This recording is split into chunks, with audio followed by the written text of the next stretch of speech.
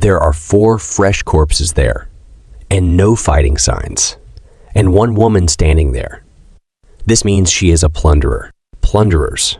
They are people who professionally hunt explorers. Instead of collecting monster magic crystals, they loot explorers' equipment for profit. Of course, plundering is outlawed in Rafdonia, and its punishment is death. But just like how Bjorn wasn't investigated for killing 6 explorers, although it was in self-defense, as long as no one mentions it, there is no way for people outside the labyrinth to know. For now, they are facing a strong plunderer, and she asks them if it is their first time seeing a plunderer. Both of them are stunned. Bjorn didn't speak out loud, but he was thinking that he never seen a plunderer that looked as professional as her. She is over 170 tall and thin, with red hair that comes down to the shoulders and an injured right ear. This ear didn't look like that of a human. I think she is not human, or at least not a complete human, maybe half-elf or something else. Again, it's just my thoughts. She also have a tattoo underneath her eye. These kinds of traits make her very recognizable, but considering he never heard about her, she must be very good at her job. In other words, she leaves no witnesses. Then Einar tells Bjorn that she thinks that she is very strong. Bjorn starts analyzing her strength by seeing the corpses. There are a total of 4 corpses there. The equipment seems pretty high rank, and there's a mage too. They must be explorers active, on at least the 5th floor. 3 of them don't have any external injuries and only threw up. The 3 must have been poisoned, and the last one must have had a tolerance. Then he asks her if she was teammates with them. She says that who knows. Maybe they thought so. After that, she started looting them. She put the looted items in a pocket plane bag, which are quite expensive. This makes Bjorn sure that he can't imagine how much stronger she is than them. She called them out, and both of them were stunned, thinking about what to do. Then Einar asks Bjorn if they're going to fight, but Bjorn told her to run as fast as she can. Then both of them start running while the plunderer watches them. They run with their full power without looking back. Bjorn looked for the signs to get to the 1st floor portal.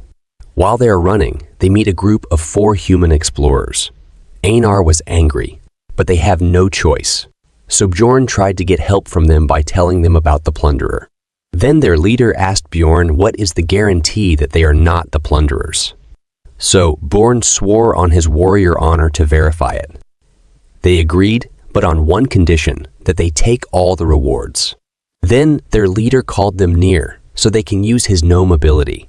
It assimilates the user and others within a 3-meter range, with the environment. It's a very powerful ranged stealth ability. Its con is that you can't move. But this, you can entirely avoid fighting. Bjorn was just thinking that they got lucky. But that man started laughing, saying how lucky they are that 2 barbarians just walked into their trap on their own. That man used the stone golem's active seal suppression on them, so they can't move now. To get free from it, they need to take damage. Even just 1 point will be enough to be free from this. They started looting Bjorn and embarrassing Einar. Bjorn was angry after looting Bjorn. They decided to finish Bjorn in a single hit, but Bjorn didn't want to die like that. So he focused all his mind, and as soon as the blade hit his neck and he took damage, he bent backward. After that, he killed that man and threw that blade towards Einar.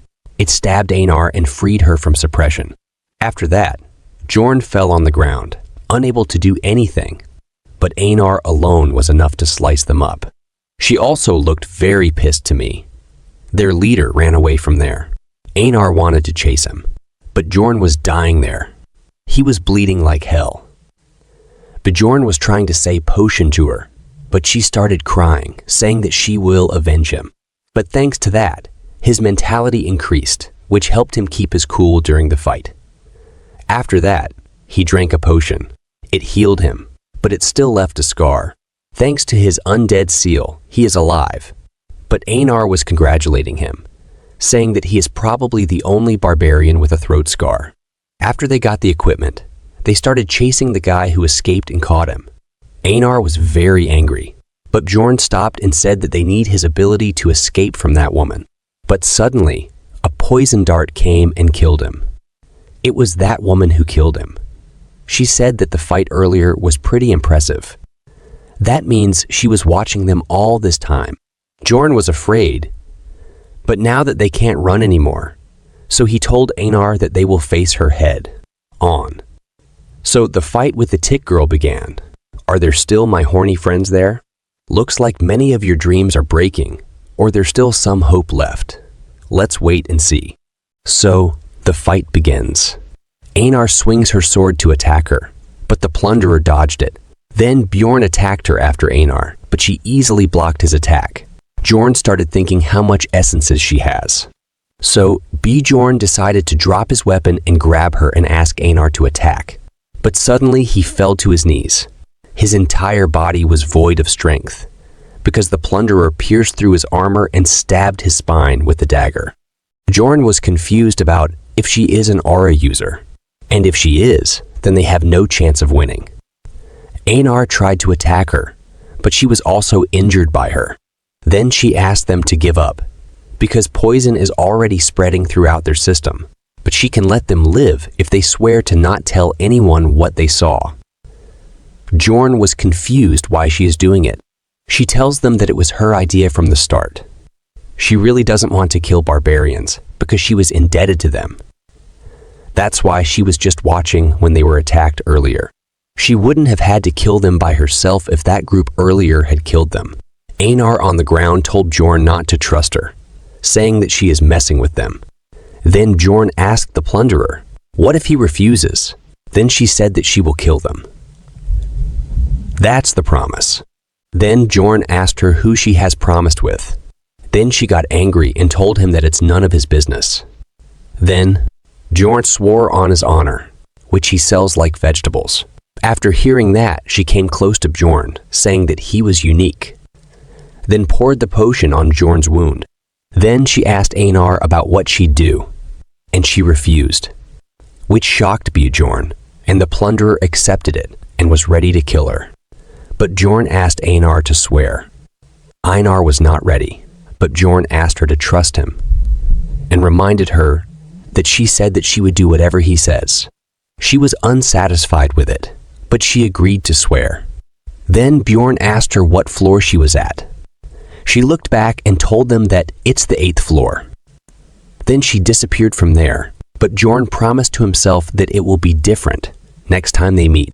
After all that, it means they go back to the 1st floor to relax a bit. Bjorn now has experience to go through the portal, so he landed all right, but Einar was not good at it. Bjorn asked her if she is all right. She said that it hurts, but as a non-warrior, she doesn't even deserve to talk about her pain now. Her mind is completely broken from the shame of begging for her life. Bjorn tried to encourage her that the warrior that survives is the strongest, but she didn't buy it, saying that she won't understand if he talks too much. But still, she gets what he means, enduring this shame and desire. That means she is a strong warrior like Bjorn. But Bjorn doesn't feel any of those things because he is not a real barbarian. They have been awake for 20 hours now, and all the things they've gone through have made them mentally exhausted. But they can't sleep. Even Bjorn was not feeling as bad as Einar is, but still, he feels rather terrible. Bjorn remembers his past when he was saved by Blondie, when the priestess refused to heal him, and the swordsman threw a potion at him like he was sad to see it go. He took the potion like a dog back then. He was happy to be alive, but he can't forget that feeling. He made the best choice he could in the situations he was put in. In other words, he was only focused on the present. But what else can he do? As soon as he opened his eyes, he saw someone be beheaded, and things far from reality continued to happen. So he had no choice but to act out of prioritization for his safety. But he can't survive like this. So he decided to change his plans. Then he asked Einar if there is a way to become stronger but comes with great danger. Einar told him that she will do it. They all die if they don't get strong anyway. Then Bjorn told Einar that they are going to enter Rupture. Then they go to a region where all 4 types of monsters come all at once. And this place has darkness, so this place is unpopular. And there's no reason to come here unless you're cutting through to save time. But that just means it's a great place to hide things. There was a memorial to the person who first discovered this labyrinth. The last wise man, Dyfwian Grandel Gabrielius. Bjorn told Einar that he is going to open a rupture, but everything that happens from this point onwards is a secret. Then Einar swore on her honor as a warrior and asked what a rupture is. Bjorn explained that it's a labyrinth inside a labyrinth. In the game, it's called an instance dungeon. It's a dungeon cleared by chosen members. The first floor rupture requires you to place the magic crystals of 4 types of monsters on the memorial stone, and with a magic crystal from an 8th rank monster from the 2nd floor. Then the rupture will open. The Death Fiend's magic crystals open an instance dungeon that's capacity is for 5 people. The difficulty of the instance depends on the party members. Now, who else will join them? Rupture. A labyrinth inside a labyrinth. It's a new realm that opens randomly on each floor.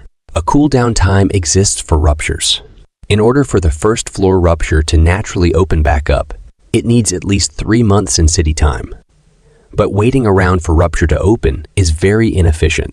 So people began finding ways to force the rupture open. There are 4 ruptures on the first floor. The one they entered was the blood-tinted castle. Einar was shocked after seeing the size of the castle. Bjorn knew that it'd be the blood-tinted castle since he used a Death Fiend's magic crystal. But it's still overwhelming to see in real life. The good thing is that ruptures on the first floor are all doable, regardless of difficulty. Now, the important thing is who is going to appear. The members that will raid this place with them will be automatically chosen. From the space crack behind them, the first member appeared. Both Einar and Bjorn were waiting for this. For now, the scene shifts to Erwin. She was also on the first floor with her sister. She was complaining to her sister that it's hard for her to fight with just a dagger. Her sister told her that she needs to be able to defend herself without the bow or spirit.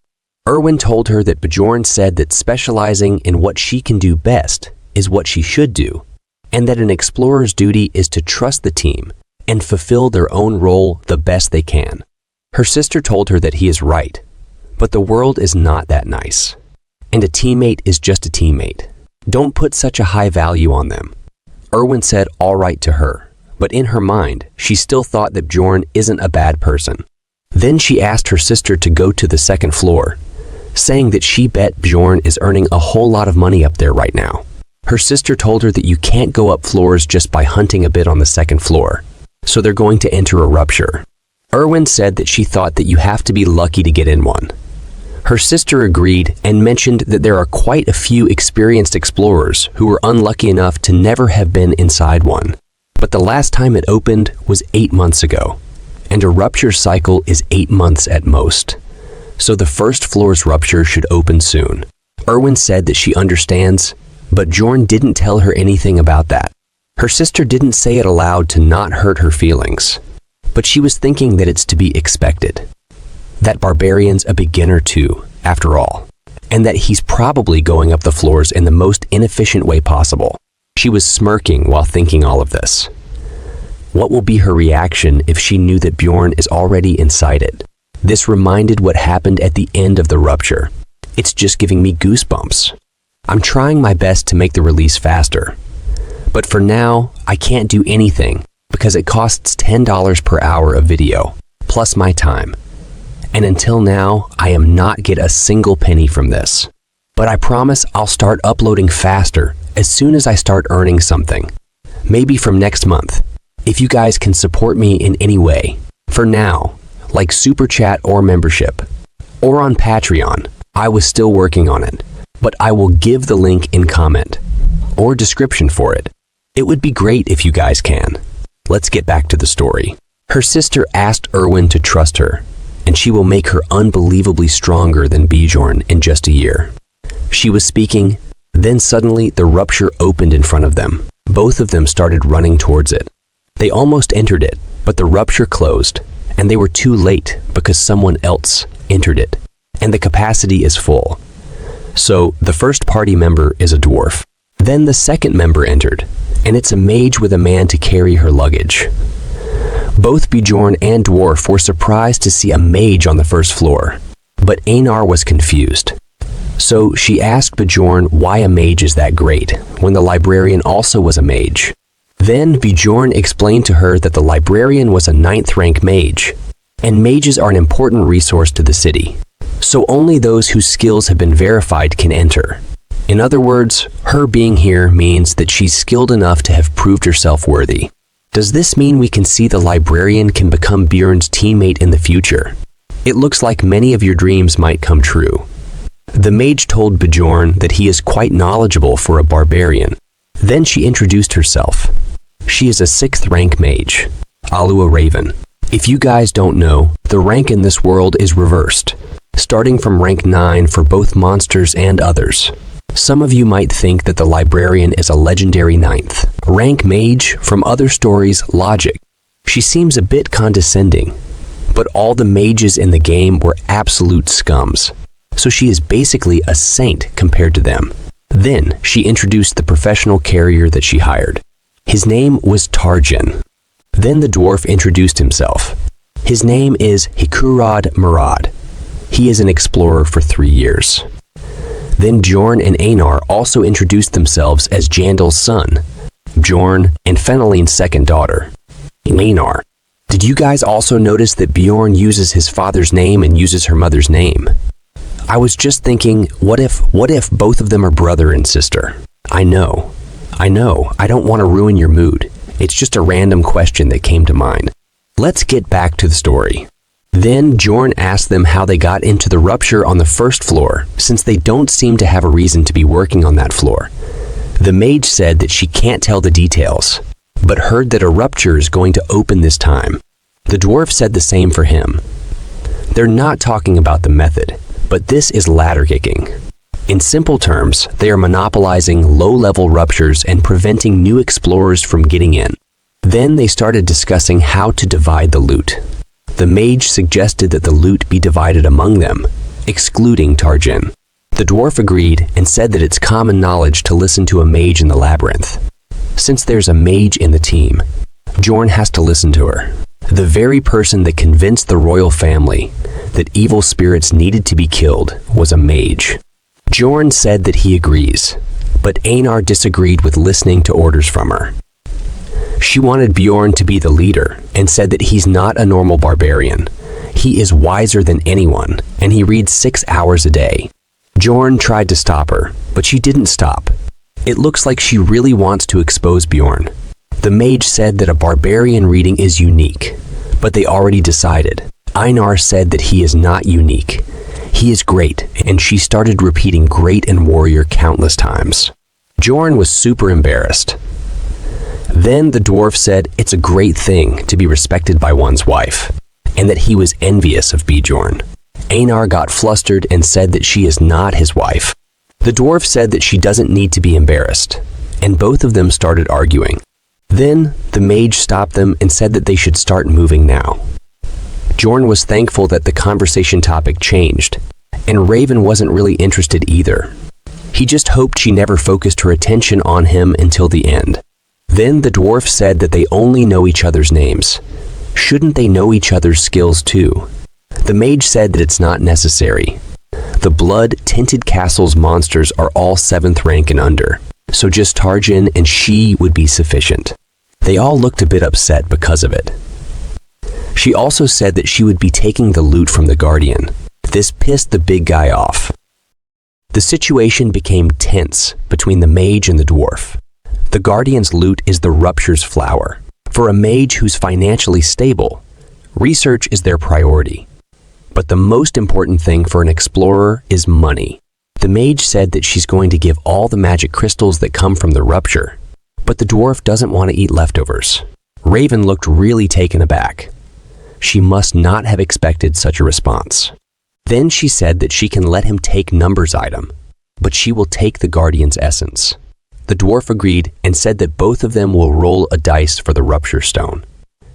They are completely ignoring Bjorn and Einar. Bjorn doesn't like it. He can't go back without gaining anything. So Bjorn told them that he doesn't care about the essence or the numbers item, but they take the rupture stone. The mage said that he is really greedy. They do not need 2 barbarians in this party. The dwarf also said that the rupture stone is too much. Then Bjorn gave up the rupture stone and asked for 2 essences that aren't the guardians. Both the mage and dwarf thought for a second and agreed to Bjorn's condition. Well, considering their level, this place won't have any tempting essences they want. After that, the mage and dwarf acted all friendly again, like nothing happened. Bjorn was angry, but he realized again that he needs to become stronger. He has to climb the ladder, regardless of these ladder-kicking sons of. Then they entered the blood-tinted castle. The blood-tinted castle is divided into 4 areas: the drawbridge at the entrance to the castle, the urban warfare in the outer castle wall area, the underground prison in the inner castle wall area, and finally, the demon worshipping room within the castle lord's room. They met the gargoyle at the entrance. Gargoyles are 8th rank monsters. They stay still most of the time, like a normal statue. But as soon as they spot enemies, they immediately attack. The skill they're known for is petrification, and the target for petrification was Bjorn because he was at the front. It's the most common method to defeat the gargoyles, to sacrifice a party member to the petrification while the rest fight off the gargoyles. Einar was worried for Bjorn, but the mage stopped her because it is a different story when there is a mage. The mage cast the curse, canceling magic, and Bjorn got free from petrification. And now the gargoyle can't petrify its opponents. It's a piece of cake for Bjorn and Einar to defeat them. And the other one was defeated by the dwarf. The dwarf was pretty skilled too. While Bjorn was admiring the dwarf's skill, Einar's focus went to a stone because it was floating in the air. Then it got into her carry bag itself. Then the mage told them that it's a spell to collect magic crystals, and that she'll collect them for now, and divide them up along the way. The dwarf liked it, so they started opening the gate. Destroying it. It was very dark inside, so the dwarf asked the mage to cast a spell. When the spell lightened the area, they found out that it was filled with dead men. They're rankless monsters that do not reward any exp nor magic crystals. And their corpses do not vanish either unless it spits out an essence. So basically, they're a waste of time and strength for explorers. So they finished them quickly without wasting much time. They aren't that strong either. They just look big. After they all defeated them, they dropped the dead man commander's blowhorn.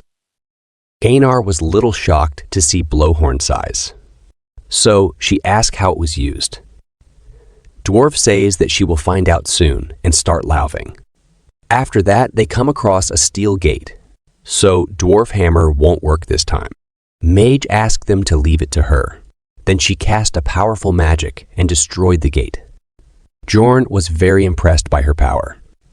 After some time, they come across the first chapter, the drawbridge at the castle entrance. It was close up. So Mage asked Einar to blow horn. Einar was little confused, but she blew the horn. After that, the magic seal for the drawbridge activate and the bridge start coming down and also the red water beneath it. And there are countless dead man monsters in it. Mage asked Einar not to be afraid. Einar says that she is not afraid. This area goal is simple. You have to survive against endless dead man. It's quite a difficult, but that's if it was a normal 9th rank party. It's an easy area as long as you have a mage with wide range attacks. Age called them near her so she can cast her magic. After that, she cast a powerful large range magic and defeated all of the dead men at once. Dwarf was overwhelmed by her. He praised her. She says that they're just dead men. Bjorn was also overwhelmed by her. He didn't expect her to be this strong. After some time, when the drawbridge come down, they entered inside the inner castle. Bjorn wasn't happy about how easily it finished. Now that they passed the drawbridge and entered the main castle residential area, normally they have to face countless enemies here too. But the mage cast her magic again. She couldn't kill all of them at once, like earlier, but still she killed almost 90% of the mob. but the Death Fiend is still fine. Mage says that she leaves rest of the monster to them. Jorn asks Einar to get ready, and she was very happy, like she finds her favorite toy. After that, they use their old favorite move.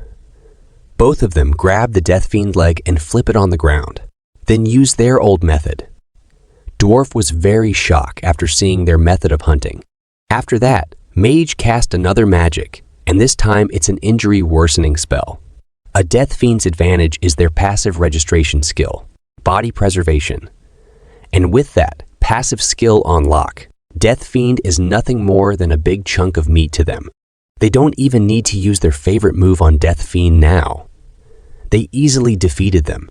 After seeing all the powerful magic, Einar said that she finally understands why everyone praises mages. Dwarf was also flattering the mage. After hearing their flattering, Mage started self-boosting, saying that this is what they study so hard for. And of course, talent is needed too. But Jorn now get the geist of her character. Of course, no one can understand women fully. She likes to pretend to be humble, but she really enjoys showing off and is devoted to her studies and research. Then the mage asked their help in collecting research materials. Dwarf agreed, saying that she saved their so much time here. So of course he will help. Jorn also agreed to help. After some time, they collected many materials. After seeing so many crystals, Einar was thinking about how many pies is these worth. But Jorn was thinking about the item she forgets taking. She inspected the entire area, but didn't take that item. She just have to destroy the statue behind them. Maybe she doesn't know about it. Jorn know about it, because some gamers have a habit of pressing the button to interact. Whenever they see a unique object or suspicious wall. I do the same thing, bro. In this type of game, Jorn was same too.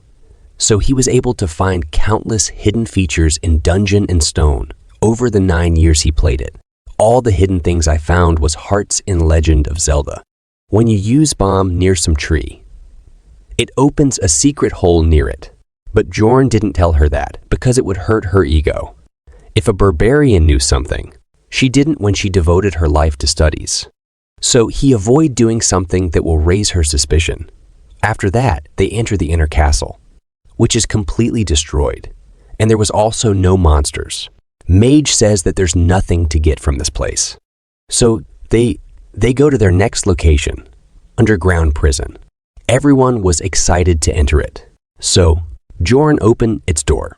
Then they entered inside the underground prison first floor. It was quite dark inside it. The dwarf asked the mage about the monsters that appear in the underground prison. Mage told him that there's skull rats, banshees, death fiends, chimera wolves, ghoul lords, and corpse golems. Dwarf says that he fought all those monsters except the corpse golem. Mage told him that corpse golems only appear in the blood-tinted castle. Then she explained the details about the corpse golem attacks and skills. She warned him about the flesh explosions. The explosive power isn't that great, but the bodily fluids of corpse golem is acidic, and it can be lethal if you get hit from up close. They are chatting happily like nothing happened between them before. After some time, Einar saw a skeleton rat on the sidewall. So she asked Bjorn, "What are these?" But Mage replied and tell her that they are the skull rats, and that are rankless monsters like Deadman. But they're not good at combat, so you just need to step on them. Einar got angry and said that she is not asking her. After hearing that, Mage was also got angry. But before anything else happens between them, a sound come and Einar gets scared and Jorn hand. You guessed it right. It was Banshee again. Seeing her scared, Mage started scaring her more. After scaring her, she feels refreshed. Then, Bjorn says that he heard that mages have a way of dealing with banshees. Mage was shocked after hearing that. She says that he is really knowledgeable. Then again, she shows her proness and used her magic again to get rid of banshees. After defeating one, many more come to attack her, but she easily defeated them. Again, after seeing how op she was, everyone was in shock. Then they entered the second floor. There they come across chimera wolves and Q lords. The interior of the underground prison was like a mad scientist's laboratory because of all the disgusting monsters and objects. Of course, the real fun begins now. Dwarf asked Mage if she is scared of all these things. She answered that she is not because she enjoys dissections, so this much is nothing to her. Then she opened the door hidden behind the wall. They will meet the corpse golem inside, so they left their stuff behind because the corpse golem used acidic fluids. Then she asked Bjorn to turn on the torch. After that, they entered inside the gate. Inside it, there is an incredible stench that stabs at the nostrils. Bjorn would have fainted right if it was in the past, but this has no effect on the strong body of a barbarian. The first one to react was the weight carrier. No, not you, Tarjin. You have all the quilty of a hidden protagonist. Well, whatever, let's meet in another story. The second was the mage. She was used to seeing things like this from experience in dissections, but she was weak to smell. Here goes the proness of her. Worf says that he is glad to see that at least they are fine. After some time, they show a mountain of corpses that is talking. There are countless voices asking help. Then they show it was actually a corpse golem monster. But because of the countless screams, Bjorn was also shocked because these things are silent in the game. Bjorn asked everyone to get ready, but the dwarf was frozen because of all the screams and fear. Mage was also down already. Looks like it's finally the chance for Bjorn to shine. Dungeon and Stone is the pinnacle of a niche game, but it also has features that cater to a wider range of people. One of them is the lively and vivid illustration that looks like photography. These illustrations were used often as memes. Because of that, many people recognize the memes even if they did not know the game. But no matter how realistic the drawing is, it was nothing compared to seeing it in real life. The same applied to Bjorn too. He was also feeling scared and disgusted after seeing the corpse golem in real life, and Mage that was supposed to be skilled in dissections. The dwarf that must have come across countless kinds of monsters over his 3 years as an explorer. The carrier who looked pretty strong despite his role. They treated Bjorn and Einar like trash because they're beginners, but the only ones in their right minds here are Bjorn and Einar. Then, Corpse Golem threw a corpse towards Einar and Dwarf. Bjorn tried to block it, but Golem used his skill, Flash Explosion, and scattered the acidic blood. Einar tried to save the dwarf and pulled him back, but some of the blood got into the dwarf's eyes. The dwarf was rendered powerless in the blink of an eye, and the mage who presented herself as someone so dependable. She was still barfing it up. Bjorn asked Einar to take the dwarf to the back and protect the mage. I didn't expect Einar to actually agree to protect the mage, but she quickly followed the order and took the dwarf back. Corpse Golem's attack pattern is simple. They throw corpse bombs at those far away. As for the closer enemies, they pull them in for consumption. So you should not get too close to a corpse golem. If you get too close, the corpse golem will focus on the mage instead of you. And why am I telling you things like this in detail? It was because maybe one of you guys transferred to this world for some reason, so you guys won't curse me for not telling you important details. I'm just saying don't take it to heart and start preparing for it. Okay, let's back to the story. Since the mage is still not in her right mind, that would be the worst case scenario if she got attacked right now. So, Bjorn has to keep his distance until the mage gets better and lure the golem the other way to stall time. After some time, the mage recovered a little bit.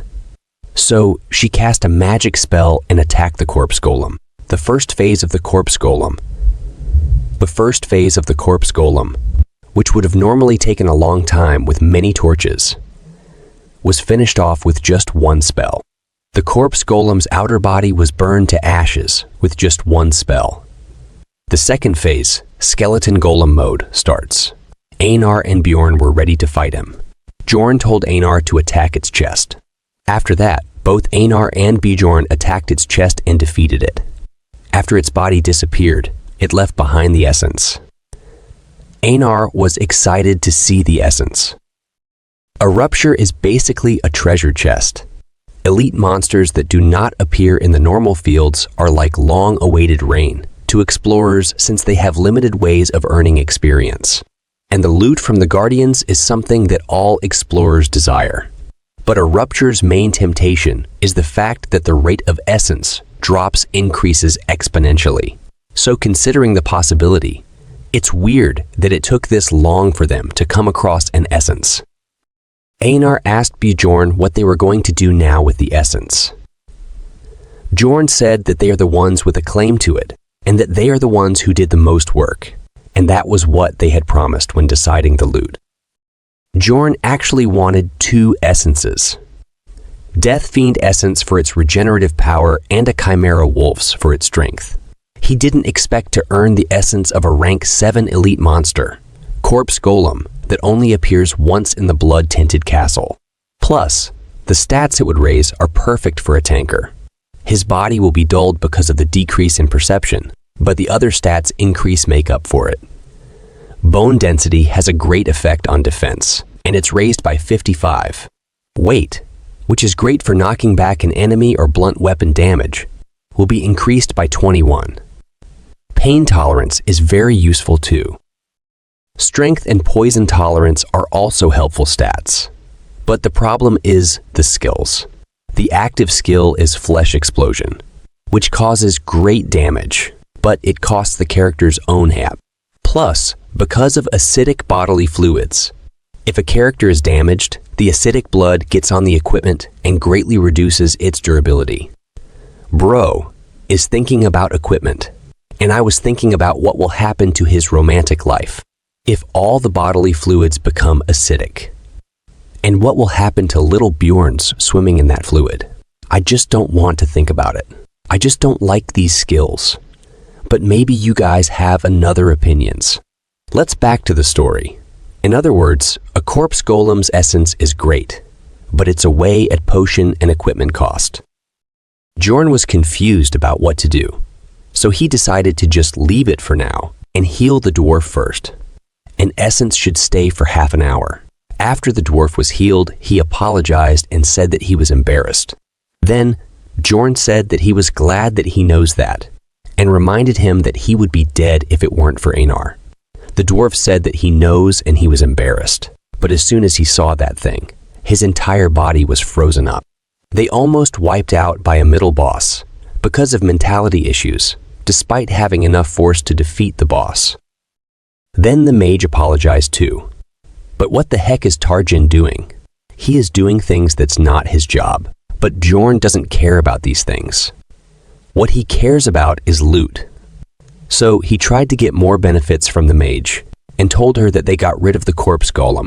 Mage said that she knows that, and she is glad that she forced herself to use that spell. She sure knows how to talk her way out. If Bjorn doesn't say anything, he won't get even a single cent out of this. Then Bjorn said that they saved their lives, and that's more than one person's responsibility.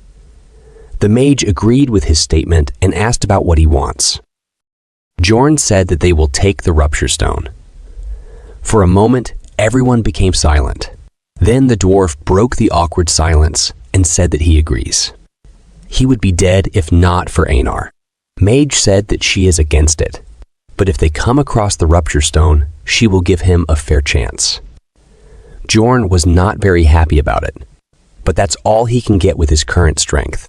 Then Bjorn threw his MasterCard and told everyone about the essence. After hearing that, everyone was shocked. Mage was the one who was shocked the most. She said that Corpse Golem essence is more rare than Guardian essence. There are very few of them she heard about, and even the Explorers Guild doesn't know its exact effects. Its rarity makes Mage excited.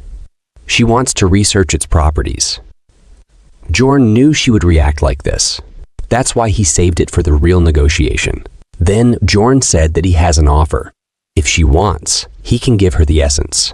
But if they come across a Guardian essence, he will take it. This made Mage think about the offer. Then Mage said that there's no guarantee that the Guardian drops its essence. Bjorn said that he will take the risk. Then Mage agreed happily. She said that she is more interested in it than the guardian essence. Bjorn was also very happy. Then Dwarf asked Mage if she is going to feed the essence to Tarjan because mages can't absorb essences. It looks like mages also have weaknesses. She answered that she will not feed it to him. Just the essence itself is worth researching, and she took out a test tube.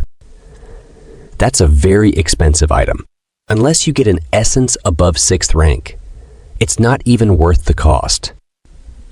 Dwarf said that he is very impressed that she owns something so expensive. Mage said that she only has one. She used her only test tube to store a 7th rank monster essence. She thinks that it's worth a lot. After she takes the essence, she asked everyone to move out from that horrible place. Dwarf said that he was waiting for her to say that. After they come out from there and moved further down, they saw 2 statues. Dwarf asked Mage, "What are these?" She said that she can't feel the mana from them, and they're probably just normal statues. She also said that Lord Residence is right above, and they go there if it was not already. Then she started checking the status, and suddenly a book from the ceiling fell down. Dwarf asked Mage if she knew about this. She said that a book is a treasure that hands down knowledge, for boosting in front of the dwarf instead of just saying that she read about it in a book. And the book that falls from the ceiling is called Necronomicon. It's a magic text of dark magic that's sold at a very high price. Bjorn was thinking of coming back later to pick it up, but she knows more than he expected. Mage said that she finds it on her own, so she be taking it. Dwarf agrees and says that they can't spellbend, so they can't carry it out anyways. Look at her awkward laugh. Because she knows that Necronomicon is treated as an item, so anyone can bring it outside without spellbending. Then she awkwardly hurried up everyone. Then they went around the devil, worshipping room hunting monsters. There are gargoyle statues, chimera wolves, and the second mini-boss, the Bone Knight. Mage was happy saying that they get lucky to meet the desire. Type Bone Knight. But Bjorn was not feeling good because she was right, and they got too lucky. 7th rank monster, Bone Knight. They have one of 3 attributes: hatred, sadness, and desire. The sadness type uses a fog that induces psychosis, so they are annoying to deal with. The hatred type uses soul slaying, which decreases levels, which are already too hard to increase, so they're the most difficult to deal with. Finally, the desire type that's in front of them right now. It also looks cheap and looks compared to the other 2. It has the ability to regenerate itself using life power absorption. It's a good skill, but Mage can easily nullify its skill. Using her spell, she cast it on Death Fiend. Then Einar and Bjorn easily defeated it. They are the easiest type to fight. On top of that, Bone Knight also dropped the essence. Everyone was a bit shocked because they got 2 mid-boss essences. Dwarf congratulates Bjorn and Einar. Then Bjorn asks Einar to take the essence. Bone Knight essence is good, so Bjorn also wants it. But from a player's point of view, Einar should take it, because life power absorption works well with swords. And someday Bjorn needs to abandon his weapon. Plus, when he entered the labyrinth together with Einar, he felt that Einar is dependable. Einar thanks Bjorn and promised that she will repay him in the future for this. Then she started absorbing the essence, but Bjorn didn't tell her one thing. Bjorn always does that.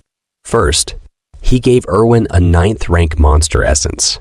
If not for him, her sister would have given her a higher and better essence. And now it's Einar.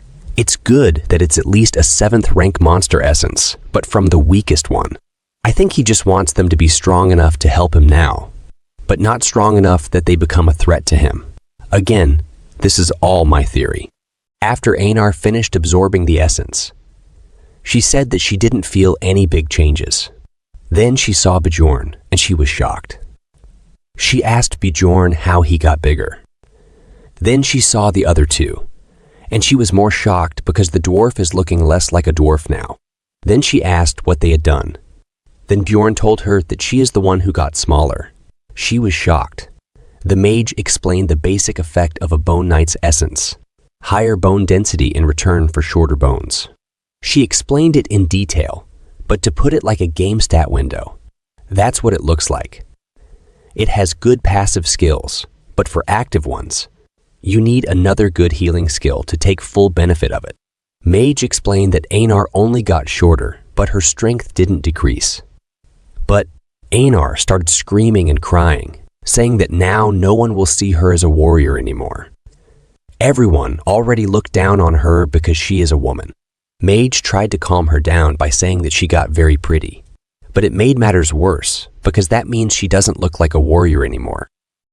Jorn also tried to encourage her. The dwarf said that it's a cool essence, and he would have been invisible if he had taken the essence and started laughing on his own. I like this dwarf character.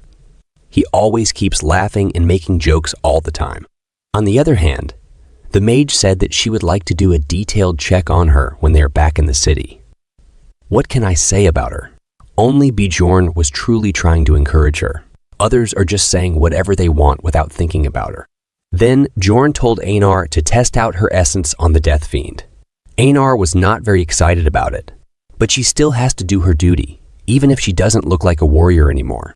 That's what she said, not me. But to be honest, she looked good before than now. Then she goes near the Death Fiend and casually swings her sword. But this casual swing cuts down the Death Fiend in half. This surprises even the mage. Einar was shocked after seeing that. She started crying, saying that she is still a warrior. Bjorn says that she is not just a warrior. Jorn says that she is a stronger warrior. After that, both of them start cheering, but others didn't stop for them. They start walking. After some time, they come to the Guardian Room, the final boss of this rupture. The dwarf says that it was fun with all of them, but it's almost time for them to say goodbye. The mage also says that she was a bit sad and gets why people work as explorers. I think she didn't understand a single thing. People don't work as explorers because they have fun doing that, but because they have to earn money. Both of them are chatting, but Bjorn starts thinking that they got lucky. Einar got an essence. They also get the bigger share of loot because of the golem. But he was not feeling good about it because things never worked out this smoothly in his life. He was always sick and didn't have any luck in his love life, just like me. Then he was transferred to this world. He started thinking about the worst case scenario that can happen to them in their current situation. He was just thinking, but the dwarf started opening the door. Then Bjorn's focus goes to the door handle. Bjorn tries to stop the dwarf from opening the door after seeing the handle, but it was too late because the dwarf already opened the door. And the owner of the blood-tinted castle is awake. The mage was very shocked, because normally the final boss of the rupture is a death knight, but now there is a vampire sitting on the chair. After seeing them, the vampire said that he didn't see a living being in a while. Yes, this vampire can speak, and he is not a normal monster. Vampires only comes out in levels higher than the 6th floor, and even then, very rarely. It's not even a normal vampire mutant. It had intelligence and also has a name. Vampire Duke Cambermere. Let's talk a little about monsters' power or ranking systems. First, mutant variety, just a fancy term used for a monster with the same base stats, but with a different class like the Goblin Archer and Swordsman. Then there is advanced variety, monsters whose ranks are higher than the floor's average. An example would be the Death Fiend. Jorn saw it in the Land of Death, not in the Rupture because the average rank of the Rupture is high. Then there is rare variety, monsters you can only meet in specific ruptures like this, Golem or Mimics, which are hard to come across in normal maps. I think Mimic Essence will be great. I'm looking forward to it if Bjorn gets one. Lastly, there is the advanced variety named monsters, with each individual possessing their own memories and name. After seeing the vampire, Jorn told them to run as fast as they can. They run as fast as they can, but they're facing Vampire Duke Cambermere, a boss monster of the 5th rank that acts on his own. He's skilled in both combat and dark magic. The mage was very confused and said that an advanced mutant variety guardian never appeared before in this rupture. Even Bjorn, who has played the game thousands of hours, has never met the Vampire Duke. He only learned about its existence after watching a stream. Mage asks Bjorn about how he knows about the vampire because he told them to close the door before they even opened it all the way. Does her curiosity not stop even in urgent situations? Bjorn told her to run instead of talking, but she answered that she is not running. This pissed Bjorn, but he simply replied that he just had a feeling. In reality, he noticed that it because of the door handle's color. Bjorn tried hundreds of times to try and get the Vampire Duke by copying the player from the stream, but it never worked.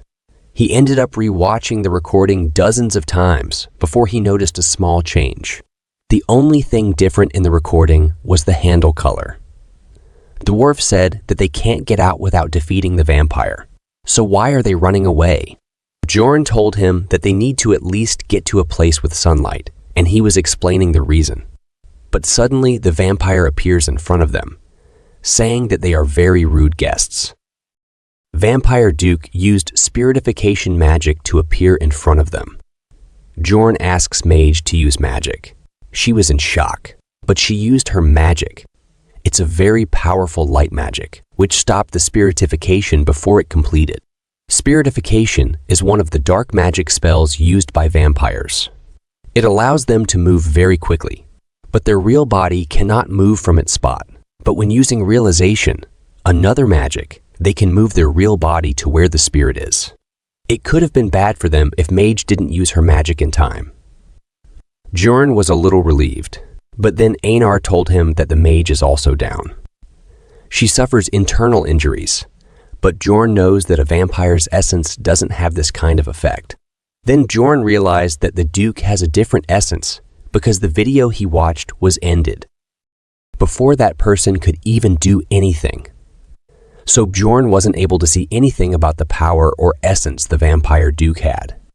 Still, Bjorn has various ideas as to what it could be. But the priority right now is to get out of the underground prison. Bjorn told them that they need to get out from there. Then the dwarf asks him how they're going to get out because only the mage knows the way, and she is down. Then says that he also knows the way out. The dwarf was shocked and asked him how he knows the way when it was also his first time in the blood-tinted castle. Bjorn got a little nervous, but he answered calmly that he memorized it. Well, technically he didn't lie. He memorized the layout because he goes to this place hundreds of times when he played the game. After running some time, they finally saw the exit, but the vampire also just behind them. They run with all they have towards the exit. Even the exit from the underground prison looks like the gate of heaven to them right now. Here, this is a small teaser of my story, and I want this story to move forward with everyone comment. On a crimson moon night, deep within the ancient forest, the haunting cries of newborns echo through the stillness. These are not ordinary infants.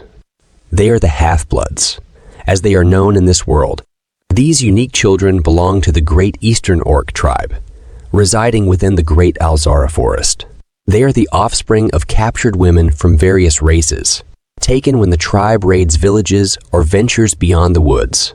In this world, such sights are tragically common, and nothing about it is particularly remarkable. However, in the midst of this routine, there is something, or rather, someone exceptional this time. I was a little confused about the origin of the main character in my story. Do I make him a reincarnator or something else? Also, I'm unsure about the system. I want to give everyone in the story world a status window, like many manga. But I'm not very sure, and the art is AI-generated, so it's not perfect. So please comment your suggestions. For now, let's get back to the story. The vampire is just behind them, and just like horror movies, they just barely get out when the vampire almost caught them. Thankfully, the sun was up, and because you all know the vampire and sun have spicy relationship, the vampire won't come out for the time being. They were huffing like dogs because of all the crazy things that happened to them. Then, the dwarf says that Bjorn really memorized the layout when going through it only once. And it's hard to believe for him that Bjorn only went through the coming of age ceremony just a month ago.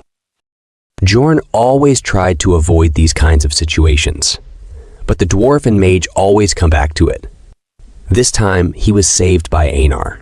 She said that he can do that because Bjorn is a great warrior. The dwarf says that he can see him becoming one in the future. Then he asks, what are they going to do because the sun is setting? Bjorn told them they have to keep moving, so just carry the mage for now. Tarjan said that she needs rest. Bjorn got angry and said that if he wants to live, then he should start moving and should protect the mage, even at the cost of his life. Bjorn intermediates him, so he agrees to keep moving. After some time, they come outside near the castle walls. This is the only chance for Bjorn to take the item from the statue he left before. So he told them that he is going to look around a bit until the mage wakes up. Then he broke the statue, and in it, he obtained an item called Vir Goddess's Tears. It's a one-time, use item, but it's good for healing, and it's also good for attacking evil, type monsters too. Then, to everyone, and the mage was awake, but isn't looking good. Then they have a chat about the vampire. Bjorn asks her how she became like this. She answers that she doesn't know the specific reason, but it can be pain, sharing. Then Bjorn asks her how much time will it take to recover her. She says that it will take about 20 minutes, and then she will be able to cast a 7th rank spell 5 times. Only 5 spells are not enough to defeat the vampire. Then Bjorn asks her if she knows any sun magic, and after hearing that, the mage got angry and said that it's very rude to ask a mage about the spell they know. It's the same thing as it's rude to ask a girl about her age. Bjorn already knows, but so what? He is now a barbarian at the peak of rudeness, who doesn't care about manners except when talking to the king. After seeing Bjorn doing these things, she gives up and tells him that she can use Sunspot Sphere. Sunspot Sphere is a 6th rank attack spell similar to a Flame Sphere, but it has sun attributes. Then Bjorn asks her if she can use the attribute reinforcement spell with it. She says that she can with more mana, but it will take 10 minutes more. Bjorn said that he will hold him somehow for 30 minutes so she doesn't have to step in to help them. She agreed, but she was shocked and asked why Bjorn is acting like a leader. Bjorn says who else than if not him, and he doesn't care who the leader is. The mage says that's true, but she was just saying. But the dwarf started laughing and said that he is sorry for that, but he trusts Bjorn, and he has a good wand. It comes to seeing people's character. Bjorn thanks him while looking like a burning candle. After some time, the sun sets and night comes. The vampire is ready to calm his thirst. The vampire says that he can't control his trust after seeing them. Bjorn and team were also ready. They held him down until the mage finishes her magic. Vampire Duke is not going to wait for them. He takes out his claws and spreads his wings ready to attack. Bjorn told Tarjan to take Raven back and protect. Vampire comes flying towards them to attack, but the dwarf at the front stopped the vampire. The dwarf was holding his ground despite the attacks. That's all thanks to the first essence the dwarf has. A 7th rank monster, Iontro's ability weight balance. It makes you resistant to knockback as long as your feet are on the ground. It also comes with shock absorption, so it's a pretty good essence for a tanker. While the dwarf was holding the vampire, Einar tried to attack the vampire, but he dodged the attack. Still, Bjorn, ready behind it, attacked him. It didn't do much damage to the vampire, but on the other hand, Bjorn's hand felt like breaking because of the pain, sharing. After that, the vampire's body turned into crows. This reminds me of Itachi. Crows started attacking them. The dwarf stood in front to stop them. He used his second essence living armor skill emergency restoration to restore his broken shield. Crow's bombardment started on them like crazy. They stopped them from hitting directly, but the blood splattered everywhere and touched them, which created a sacrificial seal on their forehead. This is the skill of the vampire. It's not as bad as it sounds. This seal increases Vampire Duke's physical abilities temporarily as much as the number of the seals within a 100-meter radius. Vampires have 3 skills, which are very powerful in battles. The first one is the sacrificial seal. The second one increases the regenerative power in proportion to the HP lost. And the third one, also the most powerful, according to me, is donor of the blood, which absorbs some of the opponent's skills when sucking their blood. The problem for them is that this vampire can use those 3 skills as well as dark magic. He can turn into smoke to avoid something like a sword attack, transform into crows to explode or summon monsters with blood. He has very overpowered specs as he's a high-rank monster. Dwarf was the first one to go down because he was at the front. Then the vampire starts attacking Bjorn. Then he asks Mage about how much more time will it take for the magic to be ready. She answers that it will take 5 more minutes. 5 minutes is too much time for Bjorn to hold. Now that the dwarf, who had been doing the most in the battle, is down, and Einar and Bjorn are already exhausted. Then Bjorn decided to take the risk and ask Einar to take the dwarf at the back. Einar was not ready, but Bjorn convinced her to fall back. Now what Bjorn is going to do isn't fighting. Instead, he is going to become a living punching bag for the vampire. He throws away his weapon and starts taking the attack's head on. The vampire stabs him, and he drinks the potion. He started using his own body to stop the vampire. This shocks everyone. Bjorn was planning to endure all of it by just using the potion. The pain potion itself is unimaginable, and the pain gets worse the worse your injuries are. Still, if something like the potion exists in the real world, it would be treated as a holy grail. He suffered so many injuries and drank so many potions that the smoke started coming out from his body. Bjorn still blocked an attack at his current state. It's a miracle itself that Bjorn did not pass out, but he still manages to block all the attacks that are aimed at his vital points. Mage says that this reminds her of something she read before, and that is that the real value of a barbarian lies not in their physical capabilities, but in their mentality. And she understands what that means now. Tarjan said that it's getting. They should get out from there. Mage asks him if he is out of his mind and where else they can go in their situation. There is only one way to get out of the rupture. It's to defeat the Guardian. Tarjan sure is hiding something. We never saw him fighting. Mage started thinking about what is she doing. Even the barbarian who has only recently gone through his coming. Eve ceremony is doing the best he can by making rational judgments. But she, the mage, was just sitting it back without thinking anything. Mage told Tarjan to help Dwarf, so Einar can help Bjorn. Mage started running her brain cells and came up with a plan that I personally don't like. She cast a bunch of magics like aim, assist, and target automatic aim. Then she threw the golem essence towards Bjorn. This gives Bjorn lots of stats boost, as I told you before, but I don't like the skills personally. But Bjorn looks like he is going to eat vampire. Now that Bjorn has absorbed the essence of the golem, the vampire's nails can't pierce Bjorn's bones anymore. He's annoyed, contemplating how he has to change his progress plan. He never wanted to take this essence. However, in the short term, things look optimistic. The meat shield that had been taking a beating from the vampire is now able to move, raising the possibility of surviving this situation. Though he can't endure the continuous beating. If this persists, he'll still die. Suddenly, a potion bottle flies towards his back, breaking and triggering an advanced heal that mends his injuries. It's all thanks to someone who started using their expansive potions on Bjorn. Thinking that if he keeps healing like this, he might be able to hold the vampire down. Bjorn jumps directly towards the vampire and hugs him tightly. entering what he calls immortal barbarian mode.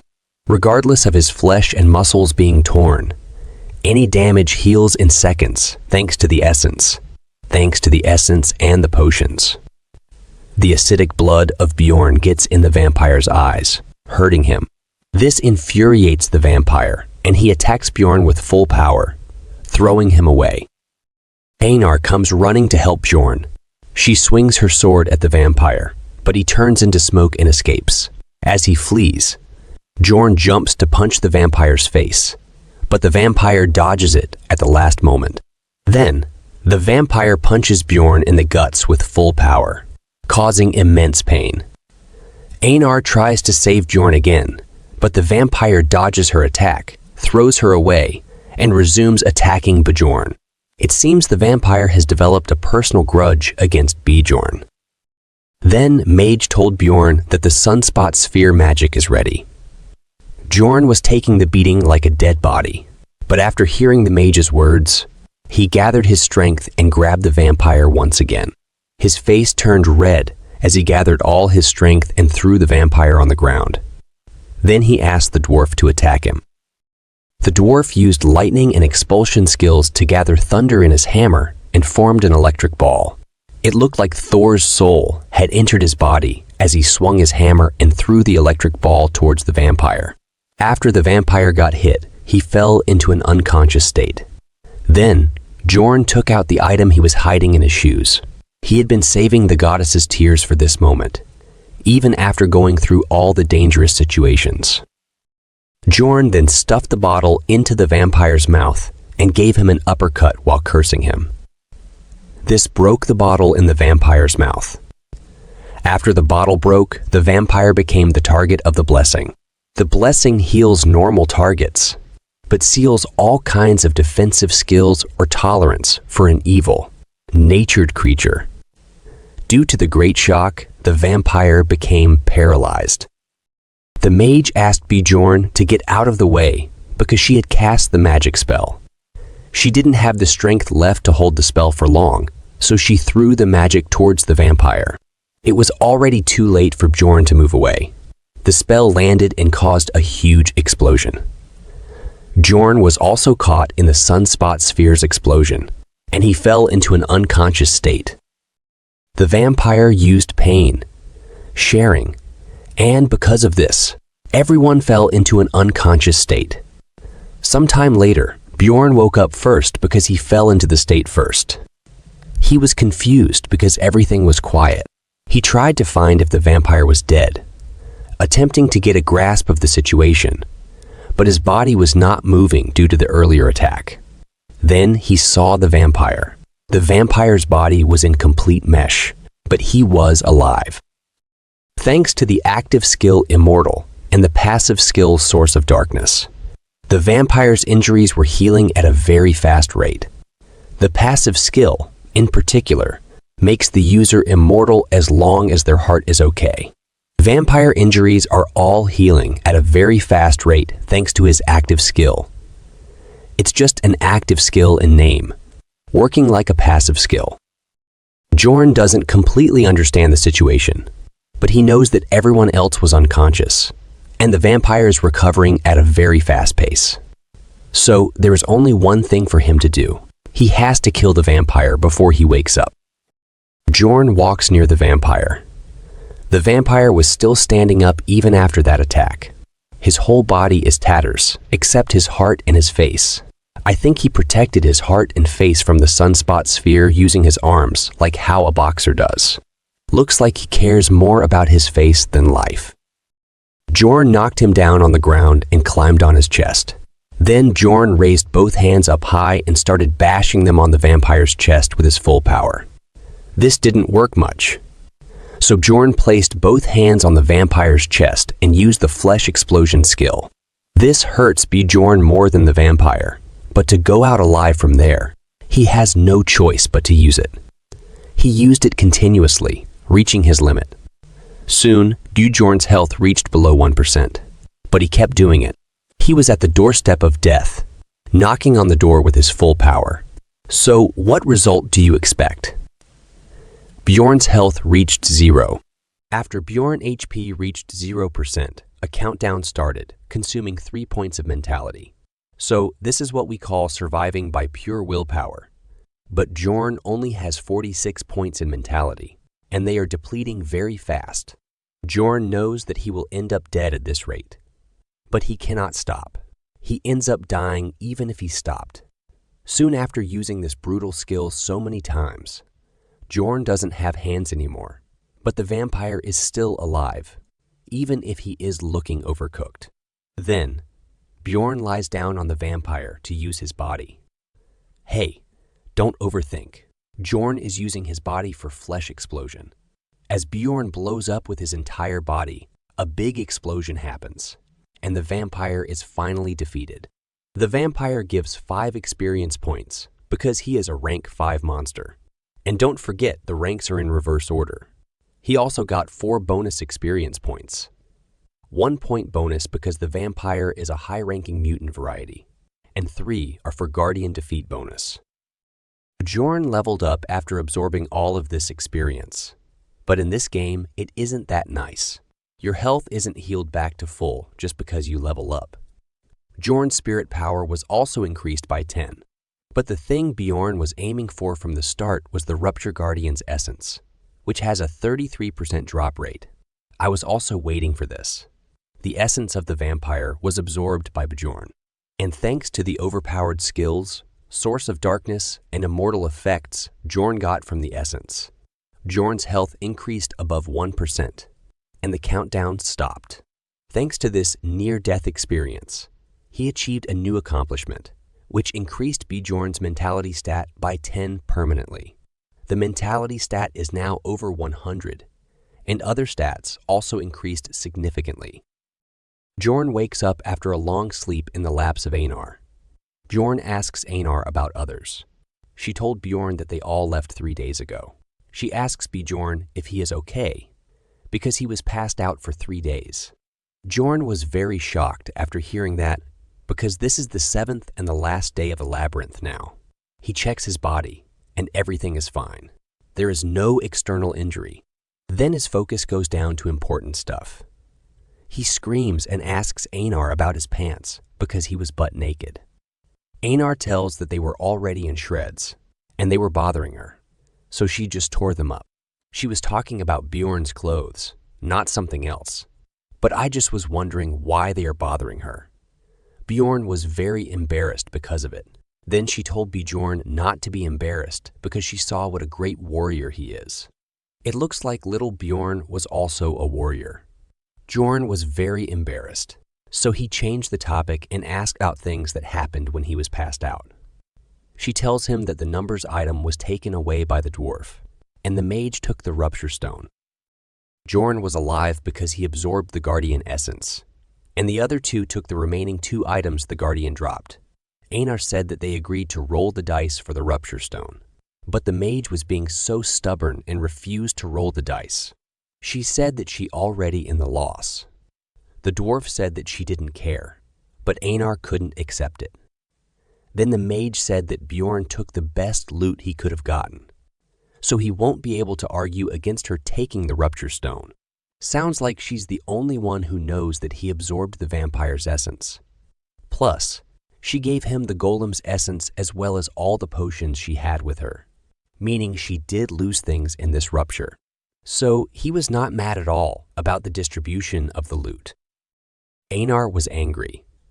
She said that the mage also took all the items going around on her own, and then she left without even waiting for Bjorn to wake up. She was a disloyal and greedy mage. Einar was so angry that Bjorn has to take Einar's side, even if he doesn't mind it. So he told Einar that she is very dependable to make her happy. Then Einar asks if they should leave, but Bjorn says that there's something they have to do before leaving. There is something that's still here even if the mage took everything. He will make sure to take that thing. But before that, he needs something to wear. After they take that thing, they return to the first floor and then back to Rafdonia. We don't know what that thing is yet. After that, Bjorn goes to the Explorer Guild branch for the stones counting. This time, there are only 1,520 stones. It feels like a pretty small amount compared to the hardship he had to endure. But it's fine because he absorbed 2 essences. Then he moves his hand forward to take the stones. But the receptionist lady takes them back. She said that it's too much for a 9th rank explorer and asked what is in the backpack of Bjorn. Bjorn was confused about why she asked this question because they never asked this kind of question before. Then suddenly, guards come and surround Bjorn and tell him not to move and tell him that they will talk more